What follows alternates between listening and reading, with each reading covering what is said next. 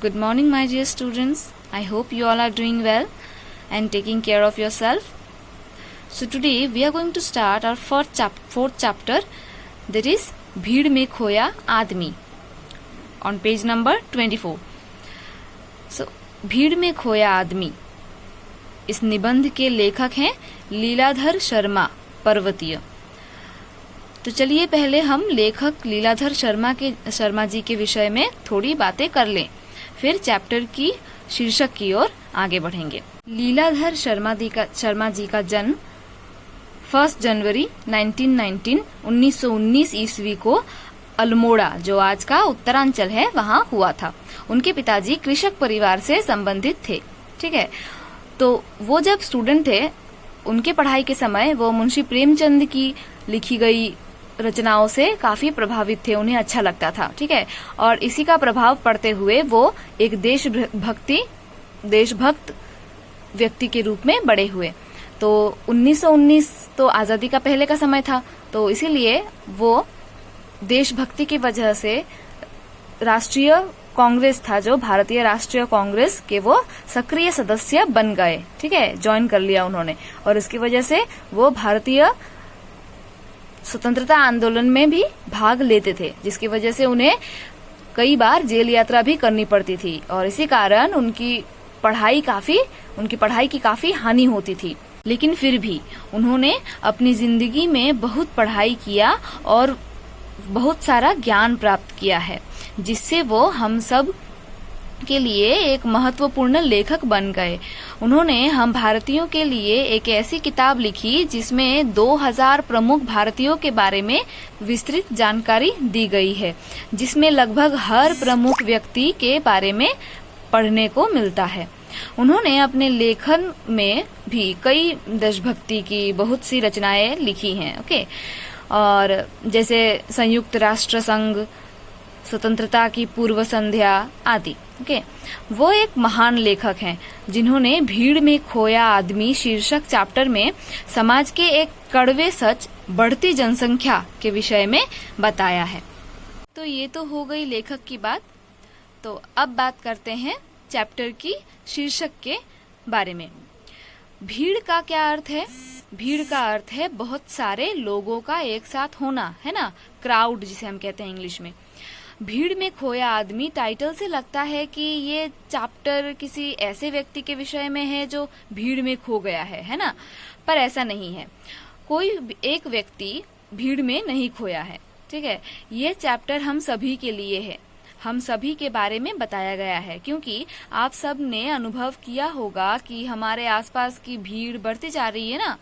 हमारे आसपास बहुत भीड़ होती है हर जगह, बाजार में, किसी स्कूलों में, सरकारी दफ्तर में, गाड़ियों में, ट्रेनों में, हर जगह हमें भीड़ का सामना करना पड़ता है. अब परिस्थितियां ऐसी हो गई हैं कि सभी इंसान भीड़ में खो रहे हैं, है ना. तो इस चैप्टर में लेखक बढ़ती भीड़ और इसी भीड़ में धीरे धीरे खो रहे हम इंसानों के परिस्थिति के बारे में बताया है. इस चैप्टर में बढ़ती जनसंख्या, इसके कारण, उसके दुष्प्रभाव तथा इसके उपायों के विषय में हम लोग जानेंगे, जिसके बारे में लेखक लीलाधर शर्मा जी ने हमें बताया है. ठीक है, तो चलिए चैप्टर की ओर आगे बढ़ते हैं. नीचे दी अखबार की सुर्खियां पढ़कर कक्षा में भारत में बढ़ती हुई जनसंख्या के बारे में चर्चा कीजिए. तो यहाँ पे कुछ न्यूज की कुछ हेडलाइंस दी गई हैं जो हमें पढ़नी है और समझनी है. ठीक है, और क्लास में चर्चा करनी है, लेकिन मैं आपको कहूंगी कि आप घर पे ही इस विषय में चर्चा कर सकते हैं, और जब क्लास खुलेंगी तो हम वहां चर्चा कर लेंगे, है ना. तो देखो, पहली हेडलाइन है, भारत की जनसंख्या 1 अरब पहुंची. भारत का जो पॉपुलेशन है, भारत की जो जनसंख्या है, कितने नंबर तक पहुंच गई? 1 अरब, मतलब 100 करोड़, है ना. 100 करोड़ से क्या होता है? 1 अरब. तो जब 100 करोड़ की आबादी हो गई, हमारे पॉपुलेशन हो गई, तब की ये हेडलाइन है. ठीक है, बढ़ती जनसंख्या के कारण संसाधनों में कमी. इस बढ़ती जनसंख्या के कारण संसाधनों में कमी। संसाधन क्या होते हैं? संसाधन होते हैं रिसोर्सेस, जो हमारे डेली लाइफ में यूज होते हैं, ठीक है। वो सारी वस्तुएं, वो सारी जरूरी मूल्यवान वस्तुएं जो हमें डेली लाइफ में चाहिए होती हैं। तो जैसे कि जनसंख्या धीरे धीरे बढ़ रही है, तो ये संसाधन हम सब के लिए कम पड़ रही है, ठीक है। हमें जो चाहिए अपनी डेली लाइफ में, अपनी जरूरत का सामान हमको कम हो रहा है, अवेलेबल नहीं मिलता है सब कुछ। उसी के बारे में है ये हेडलाइन। फिर हर तरफ बढ़ती भीड़ ने किया जीना मुश्किल। हर तरफ बढ़ती भीड़ ने किया जीना मुश्किल। तो ये तो समझ में आ ही गया होगा आपको कि हर तरफ जैसे भीड़ बढ़ रही है, हमारा जीना मुश्किल हो रहा है, हमारा हर काम करना मुश्किल हो रहा है। तो इससे आपको पता चल गया होगा कि ये चैप्टर किस बारे में है। ये चैप्टर बढ़ती भीड़ के बारे में, उससे हो रहे हमारे समस्याओं के बारे में, और उसे कैसे समाधान किया जा सकता है, वगैरह वगैरह, ये सब हम लोग इस चैप्टर में जानेंगे, है ना। आजकल जिधर देखो उधर भीड़ ही भीड़ दिखलाई पड़ती है, इसलिए लोग अपने लिए कुछ नहीं कर पाते। हर तरफ प्रतियोगिता सी लगी हुई है। इस बढ़ती भीड़ के कारण संसाधन कम पड़ने लगे हैं और जीवन बेहाल हो गया है। क्यों है ये भीड़? इस भीड़ का कारण क्या है? आइए जाने इस पाठ के द्वारा। तो देखो क्या बताया है पहले कि आजकल जिधर देखें उधर ही भीड़ दिखलाई पड़ रही है ना। ज्यादातर बाजारों में, स्कूलों में, हर जगह, गाड़ी घोड़ों में, हर जगह हमको भीड़ दिखाई पड़ती है। कहीं पे भी मतलब खाली कुछ नहीं मिलता, अवेलेबल नहीं मिलती। तो इसके लिए क्या होता है? इसके लिए हमें जब भी कुछ करना पड़ता है तो हमें हर जगह एक कंपटीशन का माहौल हो गया है कि जैसे कि जल्दी नहीं जाएंगे तो भीड़ हो जाएगा और बाद में सामान नहीं मिलेगा। ऐसा हर जगह हम लोग को सुनने को मिलता है ना। स्कूल कॉलेज में सीट नहीं मिलते, बच्चों को एडमिशन, अच्छे कॉलेज में एडमिशन लेने के लिए सीट नहीं मिलते। फिर ट्रेन में कितने दिन पहले से रिजर्वेशन करने को पड़ता है, तब भी सीट्स नहीं मिलते अवेलेबल। और ऐसे बहुत सारी चीजें हैं जो हम लोग करना चाहते हैं, लेकिन एक कंपटीशन का माहौल बन गया है। रोजगार के लिए भी हर जगह नौकरी की मारामारी चल रही है, लेकिन कंपटीशन इतना बढ़ गया है, लोग इतने ज्यादा हो गए हैं कि सबको नौकरी तो मिलना तो दूर, किसी गिने चुने कुछ लोगों को ही मिलता है और बाकी बहुत सारे लोग बेकार पड़े रहते हैं। तो इस तरह की बहुत सारी चीजों में हमें पीछे रहना पड़ता है। हर तरफ एक प्रतियोगिता सी लगी हुई है ना। और हम अपने लिए जो मन चाहे वो कर भी नहीं सकते, क्योंकि हर तरफ भीड़ होती है और हमें बहुत सारी समस्या का समाधान सामना करना पड़ता है, बहुत सारी समस्याओं का सामना करना पड़ता है। इस बढ़ती भीड़ के कारण क्या होता है? हमें जो रिसोर्सेज चाहिए डेली लाइफ में वो अवेलेबल नहीं होते हैं, है ना। तुम लोगों ने कभी कभी सुना होगा कि अगर तुम्हारे पापा सुबह बाजार जल्दी न जाए तो उनको मछली नहीं मिलती, है ना। या बाजार में अगर लेट से जाए तो अच्छा सब्जी या अच्छी चीजें नहीं मिलती। तो ये सब क्या होता है कि जरूरी जो रिसोर्सेस है हमारी जिंदगी में वो हमको अवेलेबल नहीं मिलती इस बढ़ती भीड़ के कारण। अगर समझ लो कोई गरीब परिवार है, उसमें बहुत सारे बच्चे हैं, बहुत सारे लोग हैं और एक ही इंसान कमा रहा हो, तो सोचो क्या होगा उन सबका पालन पोषण अच्छी तरह नहीं हो पाएगा ना। बहुत सारी समस्या उनको होगी, जो उनको डेली लाइफ में चाहिए होती होंगी वह सारी चीजें उनको नहीं मिलती होंगी। या फिर थोड़ा कुछ लाया जाता होगा घर पे तो सभी बांट के लेते होंगे और सभी को थोड़ा थोड़ा मिलता होगा, है ना। ऐसा ही तो परिवार में होता है ना। बड़े बड़े परिवारों में अगर कमाने वाले ज्यादा न हो और खाने वाले या उस कमाई पे डिपेंडेंट लोग अगर ज्यादा हो और कमाने वाला कम हो या न हो या एक हो, तो बहुत सारी समस्याएं झेलनी पड़ती है लोगों को। तो यही है कि संसाधन जब कम पड़ने लगते हैं भीड़ के कारण, तो हमें बहुत सारी मुश्किलें, हमारा जीना बेहाल हो जाता है, बहुत सारी मुश्किलें हमको दिखाई देती हैं। तो क्यों है ये भीड़? सोचो, हाँ, ये भीड़ क्यों बढ़ रही है हर तरफ? इस भीड़ का कारण क्या है? यही सब हम लोग इस चैप्टर में जानेंगे। मेरे एक अभिन्न मित्र हैं श्यामलाकांत वर्मा, सीधे साधे, परिश्रमी, ईमानदार, किंतु निजी जिंदगी में बड़े लापरवाह। उम्र में मुझसे छोटे हैं पर अपने घर में बच्चों की फौज खड़ी कर रखी है। तो देखो, लेखक बात कर रहे हैं किसके बारे में? अपने एक मित्र के बारे में, अभिन्न मित्र, मतलब बहुत क्लोज एक फ्रेंड के बारे में बात कर रहे हैं, जिनका नाम है श्यामलाकांत वर्मा। वो एक सीधे साधे व्यक्ति हैं, ठीक है, नॉर्मल पीपल। वो बहुत परिश्रमी हैं, मेहनती हैं, है ना, और ईमानदार भी हैं। लेकिन वो अपने घर के विषय में, अपने परिवार के विषय में बहुत लापरवाह बताए गए हैं, बहुत गैर जिम्मेदार बताए गए हैं, जो मतलब ज्यादा जागरूक नहीं है अपने परिवार के विषय में। क्यों? क्योंकि वो लेखक से उनकी उम्र छोटी है, पर फिर भी उन्होंने अपने घर में बच्चों की फौज खड़ी कर रखी है। बच्चों की फौज खड़ी कर रखी है मतलब उनके घर में उनके ढेर सारे बच्चे हैं, ठीक है, उनके बच्चे ज्यादा हैं। तो देखो, पिछली गर्मियों में मुझे उनकी लड़की के विवाह में सम्मिलित होने के लिए हरिद्वार जाना था। तो ये बात कर रहे हैं लेखक कब की? पिछली गर्मियों की, ठीक है। पिछले साल की गर्मियों के मौसम में उन्हें उस फ्रेंड के मतलब श्यामलाकांत की बेटी की शादी में उन्हें जाना था, ठीक है, उनका निमंत्रण आया था। तो फिर क्या हुआ, अब हरिद्वार जाना है। कहाँ जाना है उनको? उनका फ्रेंड कहाँ रहता है? हरिद्वार। वहां शादी में उनकी फ्रेंड की बेटी की शादी में जाने के लिए उन्हें क्या करना होगा? अब ट्रेन की टिकट बुक करवानी होगी। तो फिर देखो क्या हुआ, 15 दिन पहले आरक्षण के लिए स्टेशन पर गया तो वहां पहले से ही लोगों की लंबी कतार खड़ी थी। तो देखो, वो 15 डेज पहले गए, 15 दिन पहले गए, मतलब जब जाना है उनको हरिद्वार, उसके 15 दिन पहले वो बुकिंग के लिए, रिजर्वेशन के लिए, आरक्षण का मतलब होता है रिजर्वेशन, जो हम लोग ट्रेन में जाने के लिए करते हैं ना, तो टिकट करवाने के लिए, रिजर्वेशन करवाने के लिए वो कहाँ गए? स्टेशन गए।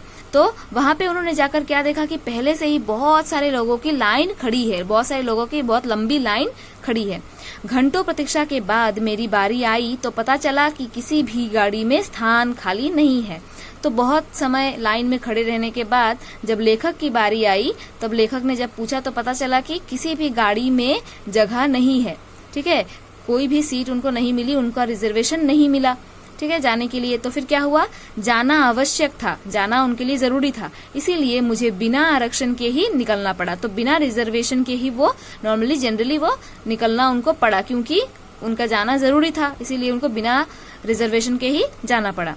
अब गाड़ी आई तो क्या देखता हूँ, मतलब जाने का दिन आ गया, हरिद्वार जाने का, निकलने का दिन आ गया। तो फिर क्या हुआ, वो स्टेशन गए और उन्होंने क्या देखा कि जब गाड़ी आई तो उन्होंने देखा कि उसके अंदर तिल रखने को भी जगह नहीं और प्लेटफॉर्म पर चढ़ने वालों की भीड़ जबरदस्त धक्कम धक्का करने में लगी है।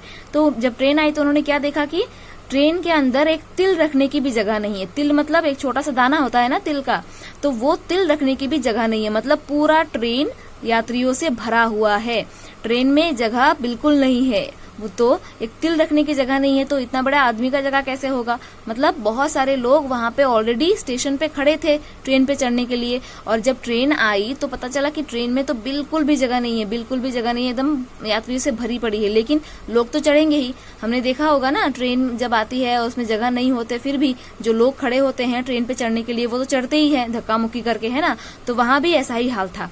उन्होंने देखा कि ट्रेन पहले से ही एकदम ठुसी पड़ी थी, भरी पड़ी थी, और फिर क्या हुआ कि जबरदस्ती जो स्टेशन पे खड़े थे लोग, वो धक्का धक्की करके गाड़ी में धक्कम धक्की करके सब लोग चढ़ने लगे, ठीक है। मेरे पास सामान बहुत कम था, फिर भी कुली की सहायता लेनी पड़ी।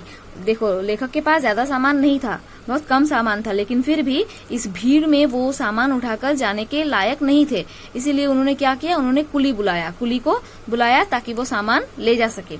यदि उसने मुझे भीतर न धकेला होता तो गाड़ी छूट जाती। देखो, उस ट्रेन में तो वैसे भी जगह नहीं थी और स्टेशन से और भी लोग चढ़ रहे थे धक्कम धक्की करके, तो उस धक्कम धक्की में लेकर ट्रेन में चढ़ ही नहीं पा रहे थे, और तब कुली ने उनको पीछे से धक्का दिया, तब वो दरवाजे के अंदर से ट्रेन में घुस सके, ठीक है। फिर वरना उनकी ट्रेन तो छूट ही जाती अगर कुली ने धक्का नहीं दिया होता तो।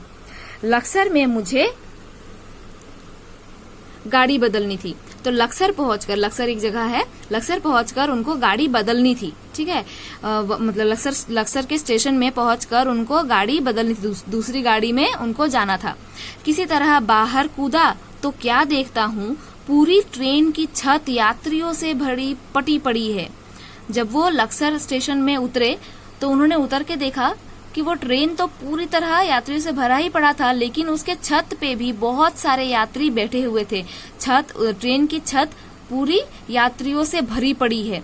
वो उन्होंने जब लक्सर स्टेशन में उतरे तब उन्होंने उतरकर देखा। अपने प्राणों को भीषण संकट में डालकर ट्रेन की छत पर यात्रा करने के लिए लोग क्यों मजबूर हुए? तो देखो लेखक क्या सोच रहे हैं, मन ही मन लेखक सोच रहे हैं कि अपने प्राणों को ऐसे जैसे कि अपनी जान हाथ में लेकर, मतलब इतना रिस्क लेकर अगर वहां से ट्रेन की छत से अगर लोग गिरेंगे तो वो मर ही जाएंगे ना। और फिर भी अपने जान को हाथ में लेकर ऐसे सफर कर रहे हैं वो लोग। ऐसी क्या मजबूरी हुई होगी या क्यों इतने मजबूर हैं। अब देखो, हर जगह तो रिजर्वेशन नहीं है, ट्रेन के अंदर जगह नहीं है, लेकिन लोगों का आना जाना तो बहुत जरूरी है ना हर जगह। लेकिन फिर भी वो इसीलिए क्या करते हैं, ट्रेन के ऊपर भी चढ़कर वो अपने जरूरी काम के लिए या घर या कहीं और उनको जाना ही पड़ता है ना। तो यही लेखक सोच रहे हैं कि इतना रिस्क लेकर, अपनी जान का रिस्क लेकर वो लोग इतने मजबूर क्यों हुए कि उनको ट्रेन के छत पर बैठ के जाना पड़ रहा है ना। लेकिन इसका जवाब तो हम सबको पता ही है, क्योंकि उनको जरूरी है जाना और जगह नहीं है बिल्कुल, हर तरफ ऐसा ही हाल है। इन लोगों को रेल के नियम, व्यवस्था और अनुशासन का ध्यान क्यों नहीं है।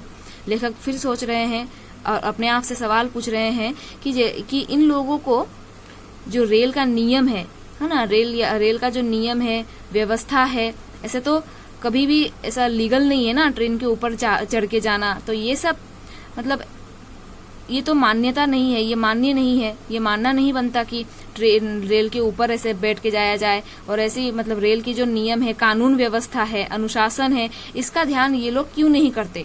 इतनी क्या मजबूरी है या कैसे, मतलब क्यों उनको ऐसी जानलेवा ऐसा रिस्क उनको उठाना पड़ रहा है। ये लेखक अपने आप से ही बातें कर रहे हैं या खुद से ही सवाल कर रहे हैं लक्सर स्टेशन में खड़े होकर।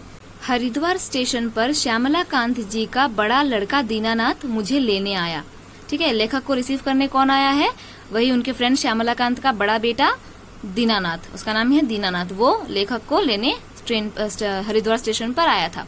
उसे अपनी पढ़ाई पूरी किए 2 वर्ष हो गए हैं, तभी से नौकरी की तलाश में भटक रहा है। मतलब दीनानाथ ने 2 वर्ष पहले ही उसकी पढ़ाई पूरी हो चुकी है और उसके बाद से वो क्या कर रहा है, वो इधर उधर नौकरी ढूंढ रहा है, नौकरी ढूंढते हुए भटक रहा है।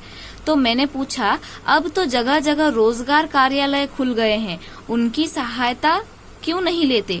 तो लेखक ने दीनानाथ से पूछा कि अब तो हर जगह रोजगार कार्यालय खुल गए हैं, जहाँ पे लोगों को रोजगार दिया जाता है। ऐसे ऑफिसेस, ऐसे नौकरी देने वाले, मतलब जहाँ पे नौकरी मिलती है, जहाँ पे नौकरी की अर्जियां लोग देते हैं, एप्लीकेशंस देते हैं और उनको नौकरी मिलने में मदद होती है, ऐसी बहुत सारी ऑफिसेस हर जगह खुल गई हैं। तो वहाँ से दीनानाथ मदद क्यों नहीं लेता। वही लेखक ने दीनानाथ से पूछा कि ऐसे कार्यालय, रोजगार कार्यालय से मदद क्यों नहीं लेते या रोजगार कार्यालय में एप्लीकेशन क्यों नहीं देते कि तुमको नौकरी मिल जाए, है ना। वो कहने लगा, तो इसके जवाब में दीनानाथ ने क्या कहा, चाचा जी वहां भी गया था, चाचा जी वहां भी गया था। पूरे दिन लाइन में खड़ा रहने पर जब मेरी बारी आई तो अफसर बोला, भाई नाम तो तुम्हारा लिख लेता हूँ, पर जल्दी नौकरी पाने की कोई आशा मत करना। तुम्हारी योग्यता के हजारों व्यक्ति पहले से इस कार्यालय में नाम दर्ज करा चुके हैं। तो देखो, जब लेखक ने उससे पूछा कि वो ऐसे रोजगार कार्यालय में एप्लीकेशन क्यों नहीं देता तो कि उसको नौकरी मिल जाए, तो उसके जवाब में दीनानाथ ने कहा कि उसने पहले ही उस कार्यालय में एप्लीकेशन दे चुका है, वो है ना, रोजगार के ऑफिस में, रोजगार के कार्यालय में उसने एप्लीकेशन दिया है, अपना नाम लिखवाया है ना, अपनी बायोडाटा दी है। तब उसने क्या कहा कि पूरे दिन वो लाइन में खड़ा रहा अपना नाम लिखवाने के लिए, बायोडाटा देने के लिए। हाँ, वो ऑफिस में, उस रोजगार के कार्यालय में जाकर वो पूरे दिन लाइन में खड़े रहा, बहुत लंबी लाइन थी, है ना। और पूरे दिन लाइन में खड़े रहने के बाद जब वो फाइनली नाम लिखवाने के लिए गया, तब वहां के अफसर ने, किसी ऑफिसर ने, उस ऑफिस के किसी ऑफिसर ने उसका नाम लिख लिया और साथ ही उसको कहा कि मैंने तुम्हारा नाम तो लिख लिया है, तुम लिस्ट में आ गए हो, लेकिन तुम जल्दी नौकरी मिलने की कोई आशा मत रखना। मतलब तुम ऐसा मत सोचना कि तुमने तुम्हारा नाम लिखवा लिया है और तो तुमको पक्की ही जल्दी ही तुमको नौकरी मिल जाएगी, ऐसा मत सोचना। क्यों? क्योंकि उसके पहले से ही बहुत सारे लोगों ने उसकी, मतलब जो उसका डेजिग्नेशन है या जो उसकी पढ़ाई है ना, जो उसकी योग्यता है, उसके एफिशिएंसी के बहुत सारे लोगों ने पहले से ही नाम लिखा चुका है। पहले से ही लोगों ने बहुत सारी एप्लीकेशंस लाइन में ऑलरेडी पड़ी हुई हैं और आगे भी एप्लीकेशंस आ ही रहे हैं। तो फिर इसीलिए ऑफिसर ने उससे कहा कि वो जल्दी नौकरी मिलने की कोई आशा न रखे, क्योंकि उसके पहले से बहुत सारे लोगों ने उसकी योग्यता के, मतलब उसके बायोडाटा का जो उसका जो गुण है उसके हिसाब से बहुत सारे लोगों ने पहले ही नाम लिखा चुका है और आगे भी लिखवा रहे हैं। तो इसीलिए कंपटीशन बहुत हार्ड है ना, कंपटीशन बहुत ज्यादा है, तो वो इसीलिए ज्यादा उम्मीद न रखे कि उसको नौकरी मिल ही जाएगी और जल्दी मिल जाएगी, ऐसी कोई उम्मीद वो न रखे, ऐसा ऑफिसर ने उसको समझा दिया। तो ये सुनकर, दीनानाथ की बात सुनकर लेखक क्या कहने, देखो, मैं सोचने लगा जब एक छोटे से शहर का ये हाल है तो बड़े शहरों में बेरोजगारों की कितनी भीड़ भटक रही होगी। बेरोजगार मतलब अनएम्प्लॉयड पीपल, ठीक है, जिनके पास करने के लिए कोई काम नहीं है, नौकरी नहीं है, ऐसे लोग को क्या कहते हैं, बेरोजगार, जिनके पास रोजगार नहीं है, रोजी रोटी नहीं है ना, रोजी नहीं है उनकी, काम नहीं है उनके पास। तो इस दीनानाथ की बात सुनकर लेखक सोच रहे हैं कि ऐसे छोटे शहर में, हरिद्वार जैसे छोटे शहर में अगर मतलब नौकरी की इतनी किल्लत है, मतलब लोग इतने अनएम्प्लॉयड हैं, किसी के पास करने के लिए काम नहीं है, कंपटीशन इतना ज्यादा है, तो फिर सोचो कि बड़े बड़े शहरों में नौकरी की क्या हालत होगी, है ना। आसानी से तो नौकरी मिलती ही नहीं होगी, है ना, नौकरी की कितनी मारामारी होती होगी। यही सब लेखक सोचने लगे कि अगर छोटे से शहर का ये हाल है तो बड़े बड़े शहरों में कितने अनएम्प्लॉयड घूम रहे हैं, पढ़े लिखे लोग घूम रहे हैं, जिनके पास नौकरी नहीं है, करने के लिए नहीं, कोई काम नहीं है। बड़े बड़े शहरों में तो इसकी संख्या अधिक से अधिक ही होगी, है ना। तो स्टूडेंट्स, अब लेखक कैसे अपने मित्र के घर पहुंचते हैं, वहां जाकर क्या बातें होती हैं, क्या क्या होता है, और भीड़ के बारे में, बढ़ती जनसंख्या के बारे में लेखक और कौन सी समस्याएं हम लोगों को दिखाएंगे और क्या बताएंगे और उसके उपाय कैसे बताएंगे, ये सभी कुछ हम लोग जानेंगे नेक्स्ट क्लास में। और आज के लिए बस इतना ही। The class is over right now. Thank you.